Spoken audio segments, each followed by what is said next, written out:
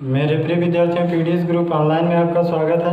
मैं आपको कक्षा 11 की मैथ में आज एक नया अभ्यास पढ़ाने चल रहा हूँ, जो है आपका द्विपद प्रमेय। द्विपद प्रमेय यानी बिनॉयल थ्योरम है। तो इसको क्या करते हैं, ये क्रमचय संचय के बाद ही ये अभ्यास पढ़ाया जाता है। तो यहाँ पे इनमें बहुत सी चीज़ें दी गई है। जैसे इसका एक व्यापक पद का फार्मूला होता है a प्लस एक्स की पावर n बराबर, तो इसके बराबर हो जाएगा n और n से 0 a की पावर n और x की पावर 0। यानी कि जो यहाँ पर हम एक संबंध देखेंगे, इनके जितने भी पद टूट के बनेंगे उन सभी पदों में इन दोनों घातों का योग इस n के मान के बराबर होना चाहिए। यहाँ भी देखेंगे अगर इनको जोड़ेंगे तो इसके बराबर होगा, यहाँ भी देखेंगे जोड़ेंगे तो इसके बराबर होगा। इसी प्रकार से आगे भी देखेंगे, लास्ट में भी देखेंगे तो भी आपका बराबर होना चाहिए।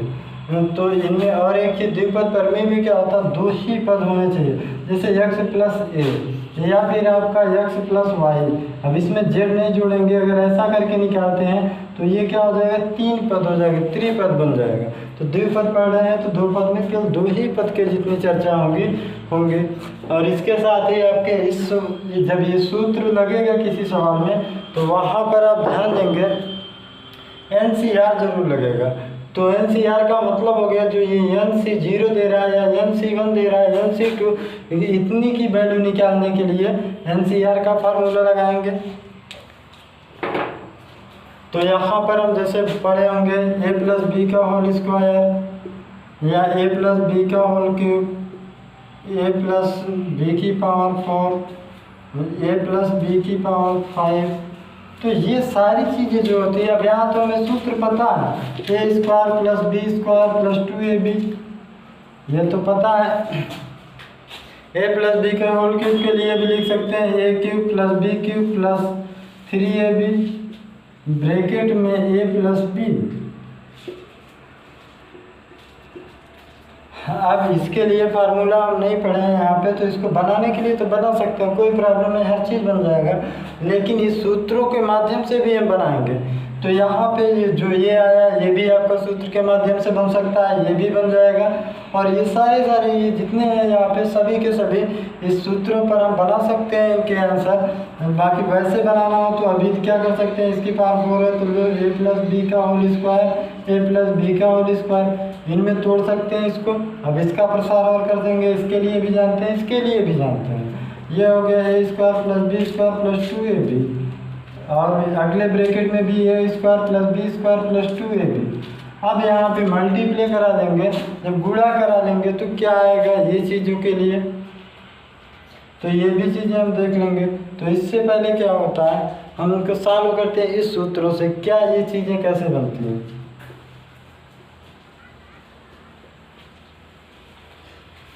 अब जैसे हमारे सामने पहला है a प्लस बी के होल स्क्वायर को बनाते हैं। a प्लस बी के होल स्क्वायर का मतलब a को a रहने देते हैं, b को x समझ के चलते हैं।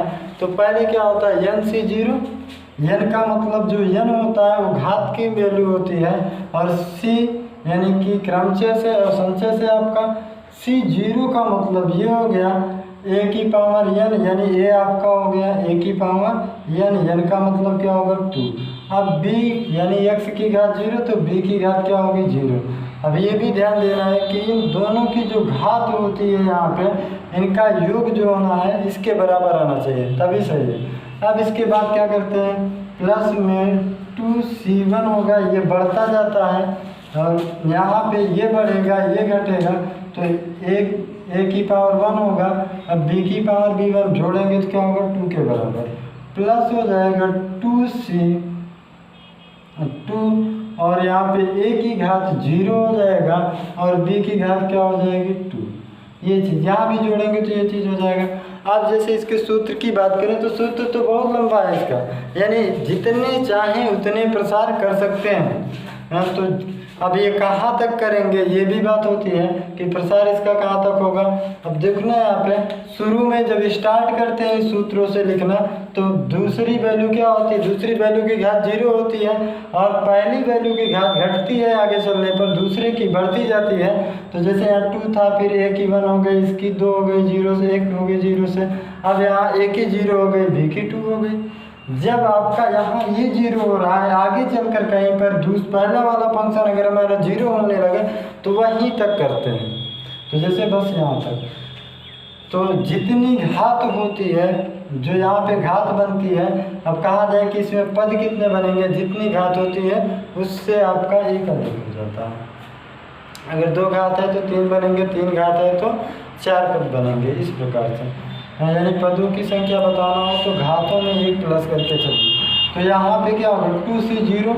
अब लग गया तुम्हारा क्या, जो NCR होता है इसका भी उपयोग है, NCR को लगाएंगे यानी 2C0 का मतलब n फैक्टोरियल, n फैक्टोरियल का मतलब 2 फैक्टोरियल बटे r फैक्टोरियल और ब्रैकेट में 2 माइनस 0 का फैक्टोरियल, तो 2 फैक्टोरियल बटे आपका 2 फैक्टोरियल ही बचेगा, जो काटने पर 1 आएगा।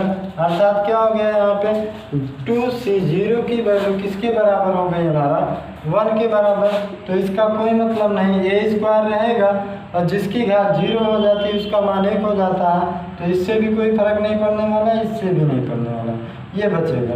प्लस में 2C1। अब 2C1 को अगर हम ज्ञात करते हैं तो 2C1 का मतलब क्या हो गया, n फैक्टोरियल बटे 1 फैक्टोरियल और 2 माइनस 1 का फैक्टोरियल, 2 फैक्टोरियल, अब नीचे 1 फैक्टोरियल बनेगा, हल करेंगे 2 आएगा। अब जो 2 आएगा ये संचय वाले पार्ट में पढ़े होंगे आपका कि NCR का फार्मूला क्या होता है, ये अब इस पर सॉल्व भी किए होंगे सवाल, तो वही से ये बनता है। तो यहाँ पे इसकी वैल्यू क्या हो गई 2 आ गया। अब a की घात 1 है तो बनेगा b है प्लस 2C2। तो 2C2 का मतलब क्या हो गया आपका, इसका NCR से निकालते हैं 2 फैक्टोरियल बटे r फैक्टोरियल 2 माइनस 2 फैक्टोरियल, तो यहाँ पे 2 फैक्टोरियल बटे 2 फैक्टोरियल बनेगा। इसकी वैल्यू क्या होती है 1 आती है, इस हिसाब से ये 1 हो गया, कोई मतलब नहीं। अब जिसकी घात 0 होता है उसका मान भी 1 होता है, तो इन दोनों का क्या हो गया, कोई मतलब नहीं बनेगा। b² बचता है तो b² रहेगा। तो ये आपका क्या है a प्लस बी का होल स्क्वायर जो होता है आपका a प्लस बी का होल स्क्वायर का ये सूत्र बन जाता है। तो इसी प्रकार से हम किसी का भी ज्ञात कर सकते हैं। इसके बाद देखते हैं a प्लस बी के होल क्यूब के लिए। तो a प्लस बी का होल क्यूब क्या होता है बराबर 3C0 और a की पावर 3 और b की घात क्या होगी 0 होगी पहले वाले में।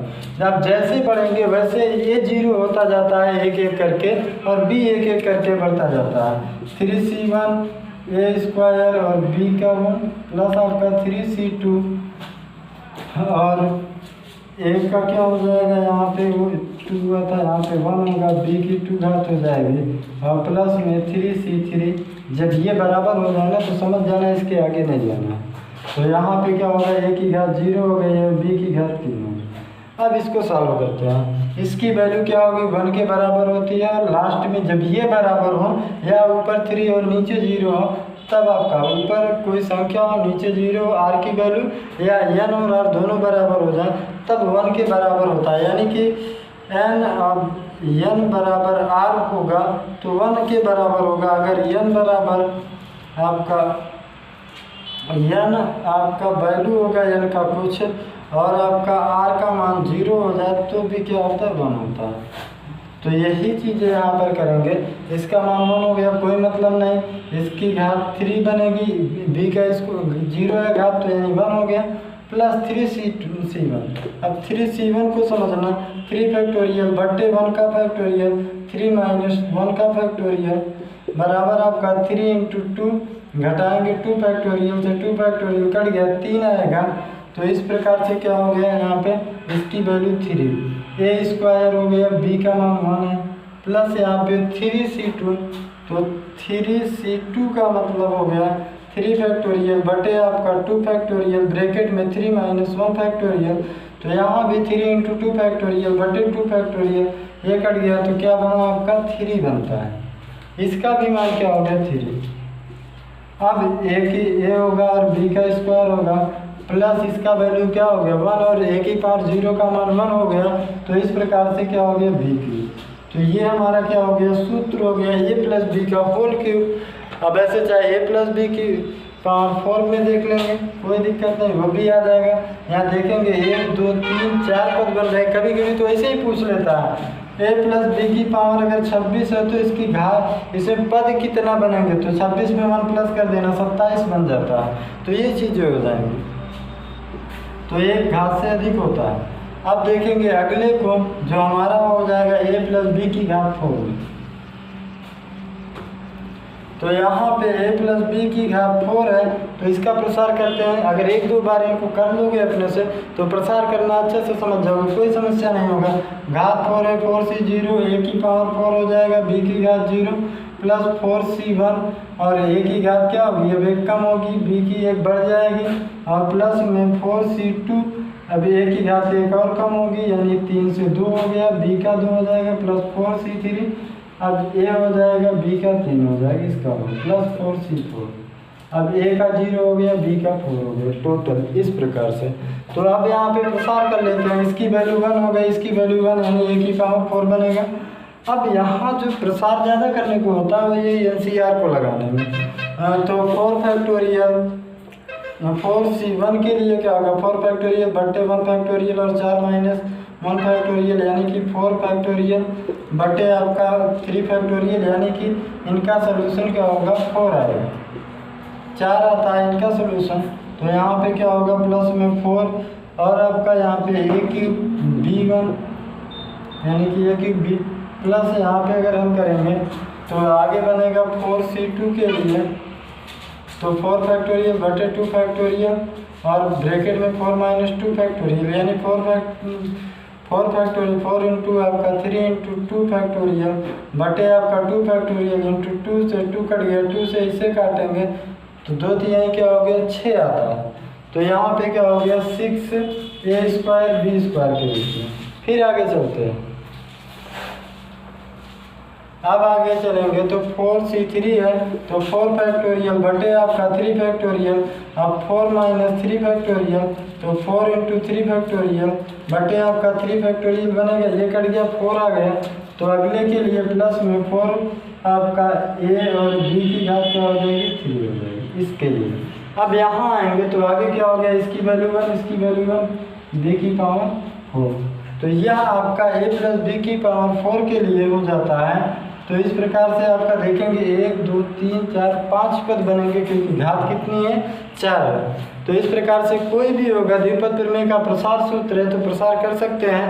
तो यहाँ पे आपके लिए एक सवाल लिखते हैं, सवाल होगा 1 प्लस x की पावर 6।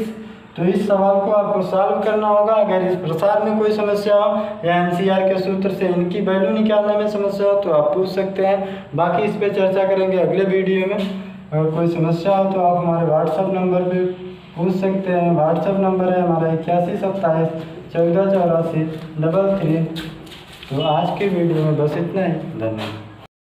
सब्सक्राइब कीजिए हमारे चैनल को और बेल दबाना ना भूलें ताकि अगले वीडियो का नोटिफिकेशन आपको आसानी से मिल सके।